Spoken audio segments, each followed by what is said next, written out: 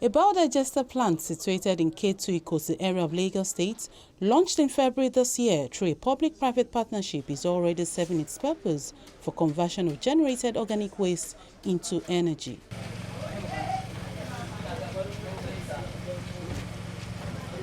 An official of the Lagos State Waste Management Authority collects fruit waste from the markets, brings it into the biodigester facility where pineapple and watermelon is being processed to supply electricity and cooking gas for traders within the market. The first step is the cutting of the fruit waste, which goes into the grinding machine for shredding, and the weight of the liquid content is checked before going into the mixing tank. The biogas plant manager explained the process of the fruit waste energy. Presently, we make use of the pineapple and the watermelon. The first thing we do is that we wash it. The reason why we only wash it is that if there's any particles we don't really need, unwanted particles, so we need to wash them off. After then, we need to cut them into pieces so that it will be easier for us to shred it. So after the shredding, we weigh it. After weighing it, we put it into the holding tank. After the holding tank, we need to mix it. The reason why we normally mix it is that we always have an old one we've done, so that with the new one, once it goes in, we need to stir it together so that it will be easier for us. After mixing it, we need to pour it into the digesters. So once we pour it into the digester, we make use, there is a process we call anaerobic digestion, which we use it. So once it goes through that process, that is when it's going to come out in a methane form. The biogas we make use of is the pure methane, because it has some process it needs to go through some scrubberous channels, so that we can, every other unwanted this we need to bring it out so that we can have a full methane. So with the help of that, we have a storage bag for it. Each storage bag is 10 cubic meter, and we're having two, which is 20 cubic meter that we're having. So that through the bag we have a hose that we use to connect it, where we supply the food vendors, and we use the other one, we have the charging people, and the third one we lightening the markets. The plan is we are looking forward to have other places, you understand. I think we've tried to propose abattoir so that we can get one. I think there's another one at Epe that is still under process. With that, it will reduce the waste consumption that we are having. The initiative under the Climate Action Program translates into practical developments that benefit community and tackle effects of climate change in Lagos State. It's a multifaceted program. It tackles the effect of climate change, where before now you have all the foods being generated here, the waste being generated here, being dumped at the dump site. Now with this program, the waste is being turned into something beneficial to the market people here. It's more of what you call a circular economy. And the plant itself is run by a 9.45 solar panel, no electricity, basically clean energy that runs it. And after the whole process is being done, where the waste is brought in, the waste is brought in and the gas is generated, I think we generate about 24 to 28 kilowatt per hour electricity daily, depending on the level of sunshine, the sun. You can see all these foods, before now, they should be going to the dump site, but here, see what we're doing to it. This waste that is being generated, the waste that's been generated, they pay for it to be disposed of. But now they don't need to pay. We just collect it for free. They pay for it to be disposed of. But now you can see we collect it from them. So it's basically what you call a circular economy. Nothing is being wasted. Next is the digester chamber, where the breakdown of the organic waste produces biogas and biofertilizer. The substrate comes into the digester, and immediately it enters the digester. Anaerobic digestion starts.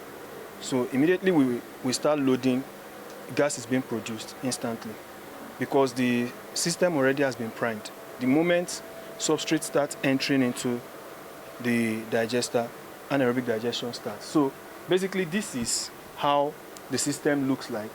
You can see this pump here. There are pumps at every digester. Now, the function of this is just like the function of the pump in the mixing tank. It's just to mix the substrate in the digester to ensure even distribution of heat and microorganisms, basically. So that's that. Then we have heaters too. There are heating pads at the base of the digesters. The aim is to ensure that there is optimal temperature in the digester at all times. So naturally, if there is sunlight, the system itself is insulated, so it's supposed to trap in heat, and everything is fine. But then, because of the weather, that's where the heaters come in to supply that needed temperature for the microorganisms to thrive. We collect the digestate at this pot. Each pot represents each digester. Since we have 4, so we have 4 outlets here to collect the digestate. So what happens regularly is that because we load substrate into the digester every day, and it's a closed system, so the amount we load has to correspond with the amount we remove to ensure that there is equilibrium in the system. So we collect these digestates and then we store them, and they act as a form of organic fertilizer and soil amendment because they are very rich in organic nutrients. Managers of the biogas plant says 29 solar electrification panel has been installed within the markets to make movement a lot easier at night. What we normally have is that once the foods are brought in the night, the place is always dark, and it's difficult for them, since there's no light, there's no electricity, it's difficult for them to separate their fruits. But with the coming of the biogas plant, which helps them to light up the market in the night, and it helps them to separate their fruits. And this is done by the help of the biogas generator, which lights up the market through the solar panel system that has been installed. 29 of them, each 150 kilowatts, which lights up the market and helps the marketers to separate their fruits. Some of those taking advantage of the clean energy, including this food vendor, fruit sellers, as well as this man involved in phone charging business, they are all grateful to government for the initiative. Since we started taking advantage of the free gas, we now spend less amount of money in refilling our cylinder, and it's very good. It makes our work fast.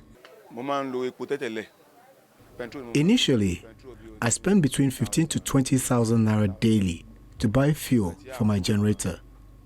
But since the launch of the biogas plant, I have no reason to purchase fuel anymore because of the free available power generated from fruit waste.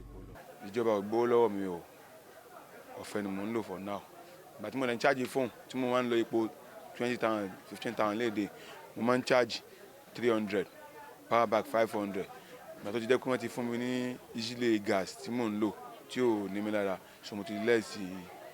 What we charge money back 200, power back 300, touchlight 200. So we charge the one in. In the evening, they put on the light for us to offload our goods, and it has also reduced robbery in the market. Because most of the time,